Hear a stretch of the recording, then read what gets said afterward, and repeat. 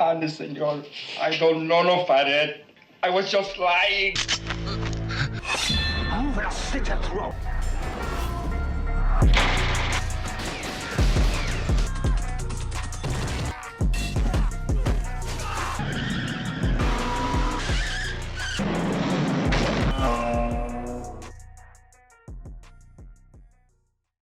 What's up everybody, Prone here, and today I'm talking underrated Stephen King adaptations. As a child of the 80s, Stephen King was a name synonymous not only with horror, but 80s and 90s pop culture in general. From his books to his miniseries and movie adaptations, we as kids of this period were borderline overexposed to his material. The miniseries were almost always a rating success, and the films, hits at the box office. And while not all were critically acclaimed, like one of your buddies got a little too close to the floor. There were a good half a dozen or so that were arguably some of the greatest films made in the period. Films like Stand By Me, Misery, Shawshank Redemption, The Dead Zone, and of course The Shining are stone cold classics in my book. But they've also been analysed to death. So today I thought I'd talk about some of the more underrated second tier King adaptations.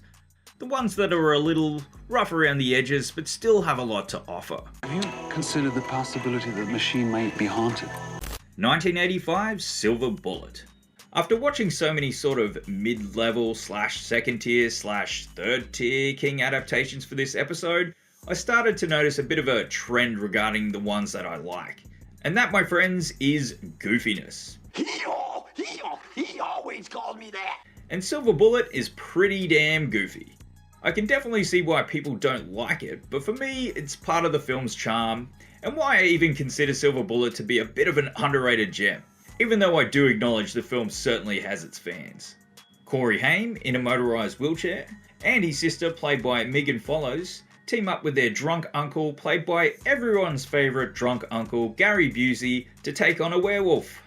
Now this is one I didn't actually grow up watching, which is kind of weird because it ticks all of my Stephen King boxes. Small town, teen protagonist, mysterious evil killer, etc. Another one of those cozy King tropes that I dig, believe it or not, is an uneven tone. Silver Bullet has a motorised wheelchair, goofy looking werewolf, Busey running around off the leash making funny every 5 minutes, but then seemingly out of nowhere, extreme violence. For example, the first kill, and arguably the best one, is a brutal decapitation. Having the teenage protagonist and Uncle Gary, who's kind of like a big kid himself, teaming up to solve a werewolf murder mystery really gives off heavy Scooby-Doo vibes. So yeah, all in all, the story and execution can be a little rough, but the family drama is kind of sweet, the mystery element fun, and there's some unexpectedly solid gore and kills. 2004's Secret Window. Secret Window is written and directed by David Cope, whose name's come up a few times before on the show. He's mainly known for his screenplays, having written for the likes of De Palma, Soderbergh, Fincher, and Sam Raimi. He even wrote the amazing 1990 film Bad Influence. You're gonna die with your mouth shut. He's only directed a few films, and this is arguably his most well-known and generally well-received one. Once again, the film ticks a bunch of my King trope boxes. Small town, frustrated writer, big old house in the woods, etc. The production design with the house and location adding plenty of atmosphere and cozy vibes. This is good because story-wise, it's a little predictable and somewhat familiar. Even style-wise, there's touches of some of the other directors he's worked with, De Palma in particular. But hey, I like those directors, and at the very least it means that the film actually has style and it's competently shot and edited. Secret Window is fairly competent in the acting department as well. Depp was entering a very inconsistent period of his career, and thankfully he's doing something outside of the whole quirk thing that he leaned into in the years that followed. Maria Bello is great even though she's underused. Timothy Hutton and Charles S. Dutton are also welcome additions, but for me, and it won't be for everybody, it's John Turturro who really understands the assignment. He has an insane southern accent which borders on ludicrous, but he still manages to be legitimately intimidating as the author accusing Depp's character of plagiarism. So yeah, well-trodden ground in terms of story and execution, but great atmosphere and fun performances make this a solid recommendation. Plus, Turturro's accent alone is worth the price of admission. Listen, you got my hat. I want it, one way or the other. 1992's Sleepwalkers. This is a film that didn't really vibe with me as a youngster, even though I still watched it a bunch of times. It definitely fits into the category of films that I can appreciate more as an adult.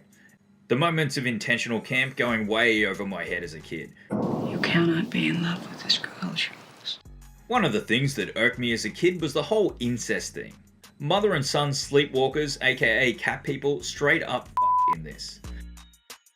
Gotta credit King for the bonkers screenplay as well. A rare case where it's not actually based on one of his stories. We've got another frequent King collaborator here in Mick Garris. And while I love Mick as an interviewer and podcaster, I can't say that I'm the biggest fan of his films and miniseries. For me, Sleepwalkers is the exception, and probably his best film. It's technically sound, but where Garris shines here is with the insane performances he's able to get out of the cast. Brian Krause especially. People really should learn to keep their hands to themselves. Here's yours. There's some top-notch special effects mixed in with some charming but admittedly dated CGI. Some ridiculous but also fun cameos from some of King's famous horror pals, including King himself. Some insane performances as well, with Ron Perlman in a small scene-stealing role, the aforementioned Brian Krause playing a wonderful little shit, and frequent Lynch collaborator the beautiful Madchen Amick as our protagonist, all up in the mix of this wonderful nonsense. Sleepwalkers is a King adaptation that's been gaining some momentum in recent times in terms of popularity, and I'm not quite sure just how long it will be referred to as being underrated. But hey, I was honestly curious after seeing all the love for it on Letterboxd, and I'm more than glad that I checked it out. He was scared of a cat.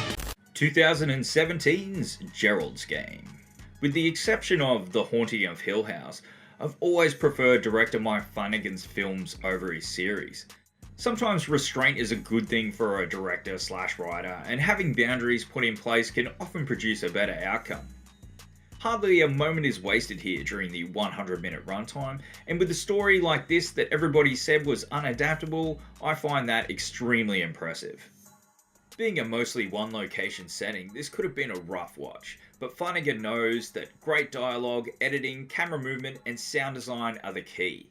That and having a solid location, of course. The ever-reliable Carla Gugino and the underrated Bruce Greenwood also do a lot of heavy lifting.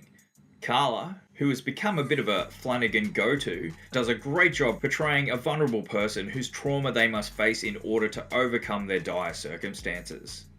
Greenwood is the yin to her yang, as he menacingly taunts her or somewhat helps her from the grave. How long do you think someone lives without water? It's quite a challenging film, not just because of the single location, but also because of the themes explored. There's not much sugarcoating going on, and that might not be everyone's cup of tea. But hey, it's technically excellent, really well acted, and has some memorable visuals. I know this one too has its fans, but nobody really talks about it that much, especially when the best of lists are brought up. And as of writing this, it only has a 3.1 rating on Letterboxd. For better or worse. 1987's The Running Man. Random, I know, but I feel like this one often gets shrugged off in regard to both King's best adaptation and also Arnie's better films. I honestly didn't even know it was a King adaptation until I was an adult. Maybe it's the nostalgia of it all, or simply the fact that I have a hell of a lot of fun watching it. But I've always held this goofy, dystopian action sci-fi flick in the mold of Dangerous Game in high regard. Adapted to the screen by the ever-reliable action writer from this period, Stephen E. D'Souza, the story is admittedly pretty thin. In the future, a falsely convicted policeman is forced to participate in a deadly game show where convicts must battle against hunter-killers in order to win their freedom. But one of the many things that makes the film so appealing again is the campiness. Leave your message. It's one of those films that has equal parts terrific and terrible set and costume design. Some sets you're like, wow, that looks really inventive and cool. And other times you're like, wow, this looks like the cheapest of Corman productions. At times it even feels like an Italian post-apocalyptic film. But this is another aspect of why The Running Man is so endearing to me. And then there's Schwarzenegger, of course. It's showtime. This is post-Terminator, Commando, and came out the same year as Predator, and you can see him becoming more comfortable as an actor. Not all of the one-liners are on the mark, but the ones that do land well. How about the light? Obviously known for his physicality, he's completely on brand here, and his fights with the game show hunters are awesome. All of the hunters have silly gimmicks as well, which makes for some super creative kills and overall action set pieces. It's not just the Arnie show though, as the cast is super stacked. PRONES Pick's favourite Maria Conchita Alonso is terrific, and her chemistry with Arnie is fantastic. You've also got the underrated Yaphet Kotto in fine form, Jesse Ventura, Professor Tanaka, Jim Brown, and even Mick Fleetwood turn up. But it's Family Feud host and actor Richard Dawson who steals the show as the sociopathic, narcissistic game show host Killian. Yes! Yes! Yes! Thanks for watching, please like and subscribe.